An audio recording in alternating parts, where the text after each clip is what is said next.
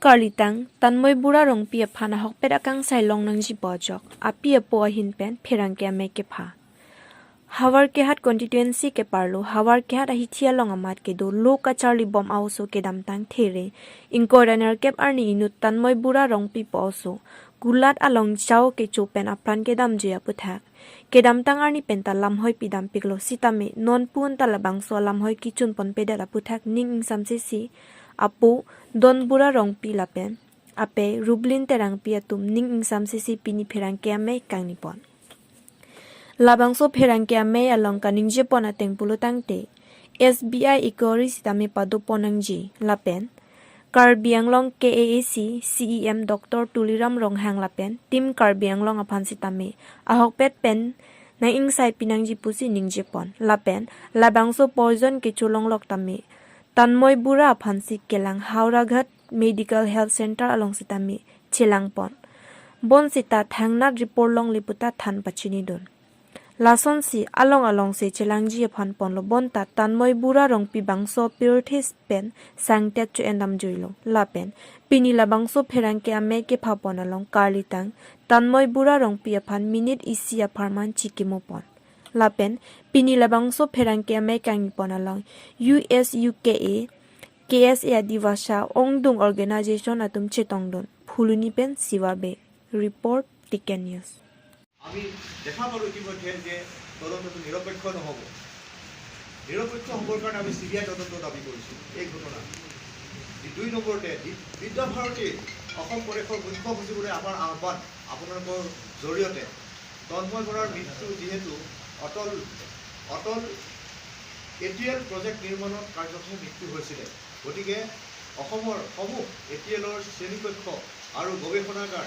আমি স্বৰ্গীয় তন্ময় বৰা ৰংপিৰ নামাকৰণে উৎসৰ্গিত হোৱাটো আমি কামনা কৰিছোঁ অৰ্থাৎ আমাৰ দাবী কৰিছোঁ আমি তৃতীয়তে শংকৰদেৱ বিদ্যা নিকেতন হাওৰাঘাটৰ পৰিচালনা সমিতিলৈ আমাৰ পিতৃ মাতৃৰ দাবী যিটো দিনত তন্ময় বৰা ৰংপিৰ মৃত্যু হৈছিলে 31 মাৰ্চৰ দিনটো তেখেতৰ সেই দিনটো বিদ্যালয়ত যাতে মৃত্যু তিথি হিচাপে সদায় আজীৱন উদযাপনৰ ব্যৱস্থা কৰে আৰু উক্ত দিনা তাতে বৈজ্ঞানিক উদ্ভাৱনৰ প্ৰতিযোগিতা এটা পাতিবলৈ আমাৰ ফালৰ পৰা যিহেতু তেখেতে অতি মেধাৱী ছাত্ৰ আছিলে বিজ্ঞানত তেখেতে বিজ্ঞান বুলিবলৈ ভাতো নাখাইছিলে এনেকুৱা ধৰণৰ এজন ছাত্ৰ আছিলে ছাত্ৰ বিজ্ঞানী আছিলে তেখেত গতিকে তেখেতৰ নামত উক্ত দিনা বৈজ্ঞানিক উদ্ভাৱনৰ প্ৰতিযোগিতা এটা অনুষ্ঠিত কৰিবলৈ আমি বিদ্যালয় কৰ্তৃপক্ষক অনুৰোধ কৰিছোঁ তৃতীয়তে আমাৰ দাবী হৰঘাট থানাৰ ভাৰপ্ৰাপ্ত আৰক্ষী বিষয়াগৰাকী তদন্তৰ গাফিলতি তথা পক্ষপাতিত্ব আমি চকুৰে দেখা পাইছোঁ বাবে তেখেতক বিভাগীয়ভাৱে দায়িত্বৰ পৰা অব্যাহতি দিবলৈ কাৰ্বি আংলঙৰ আৰক্ষী অধীক্ষকক আমি স্থানীয় অনুৰোধ জনালোঁ তাৰপিছত হৰঘাট শংকৰদেৱ বিদ্যা নিকেতনৰ প্ৰধান আচাৰ্য আৰু পৰিচালনা সমিতি উক্ত ঘটনাৰ নৈতিক দায়িত্ব স্বীকাৰ কৰি এটি শিশু অসময়ত অকালতে এই পৃথিৱীৰ পৰা বিদায় ল'লে যি কাৰণেই নহওক তেওঁলোকৰ এটা সামান্য ভুল আৰু যিটো ভুল মানুহে দুবাৰ কৰিলে আকৌ মোৰ ল'ৰাটো ঘূৰি নাহে গতিকে গতিকে ভুলৰ শাস্তি পাব লাগে এই ঘটনাৰ নৈতিক দায়িত্ব স্বীকাৰ কৰি তাৎক্ষণিকভাৱে তেওঁলোকে দায়িত্বৰ পৰা পদত্যাগ কৰক শংকৰদেৱ বিদ্যালয়ৰ প্ৰধান আচাৰ্য আৰু মেনেজিং কমিটি যোনখন আছে তেওঁলোকে অতি শীঘ্ৰে পদত্যাগ কৰিবলৈ আমি তেওঁলোকক অনুৰোধ জনাওঁ তেওঁলোকে স্বেচ্ছাই পদত্যাগ কৰক আমি কোনো ধৰ্ণা নিদিওঁ দাবী নিদিওঁ তেওঁলোকে স্বেচ্ছাই পদত্যাগ কৰক দ্বিতীয়তে হাওৰাঘাট 30খন বিচনাযুক্ত যিখন মাল্টিপাৰ্পজ BPSC মানে ব্লক প্ৰাইমেৰী হেল্থ চেণ্টাৰ আছে তাৰ মুখ্য চিকিৎসকগৰাকী গাফিলতি তথা জৰুৰী সময়ত আমি তেখেতক দেখা নাপালোঁ তাত কোনো ধৰণৰ জ্যেষ্ঠ চিকিৎসকক আমি দেখা পোৱা নাছিলোঁ কেইগৰাকীমান ঠাই কোনোবাই ইয়াত খুচিছে এনেকুৱা মোৰ ল'ৰাটো 5 জেগাত চেলাইন দিবলৈ খুজিছিলে আমাৰ চকুৰ আগত গতিকে কিছুমান সম্পূৰ্ণ শিক্ষা নথকা ঠাইৰ দ্বাৰাহে সেই সময়ত এই পৰিস্থিতিটো মোকাবিলা কৰিবলৈ তেওঁলোকে বিচাৰিছিলে কিন্তু কোনো ধৰণৰ জ্যেষ্ঠ চিকিৎসক তাত অনুপস্থিত নাছিলে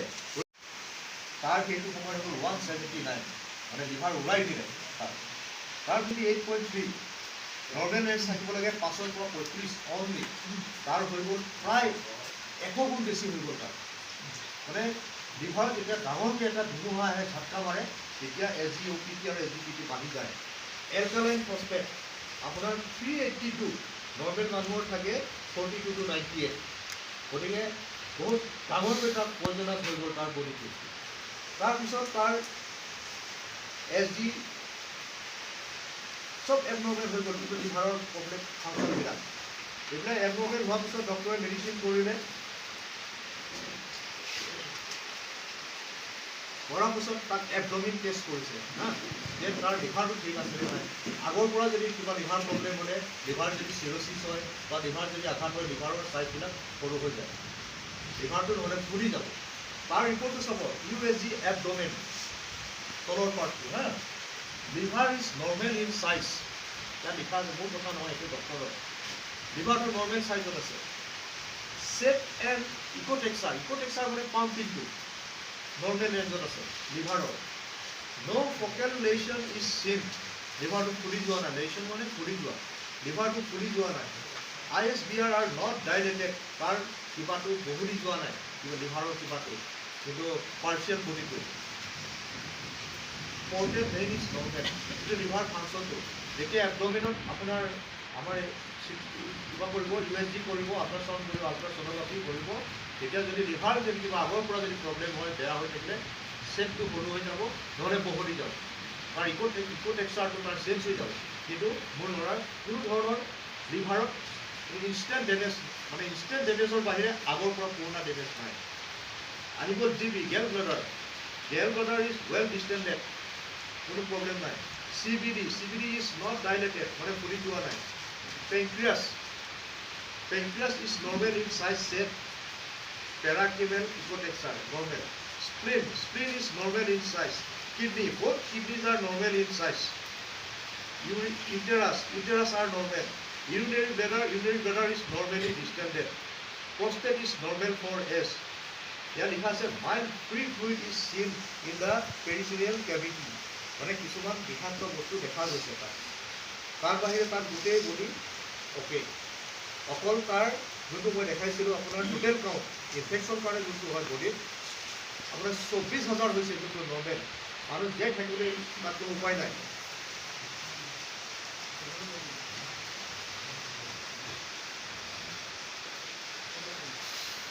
এইটো তাৰ বডিটো এতিয়া পয়জন হৈ গ'ল, 24,000 হৈ গ'ল তাৰ আপোনাৰ টোটেল কাউণ্ট। যেতিয়া বডি ইনফেকশ্যন হয়,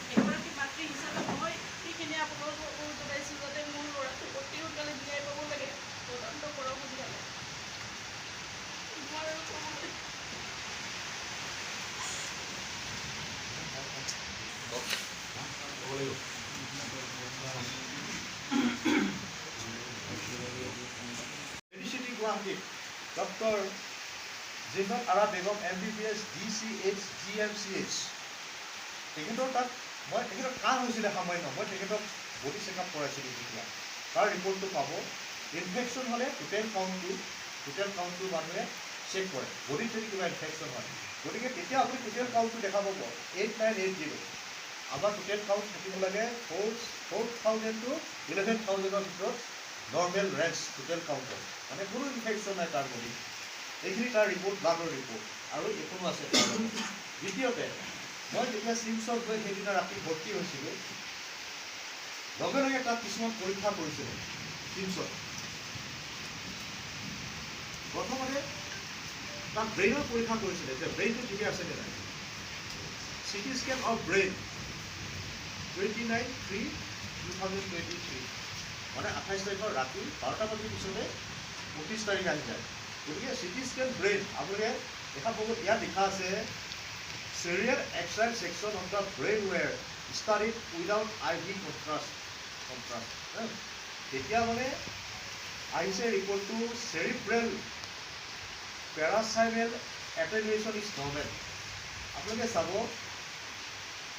cortical sulci are normal, ventricular system is normal, cellular parcellar are normal. Basal ganglia normal. Cerebellum normal.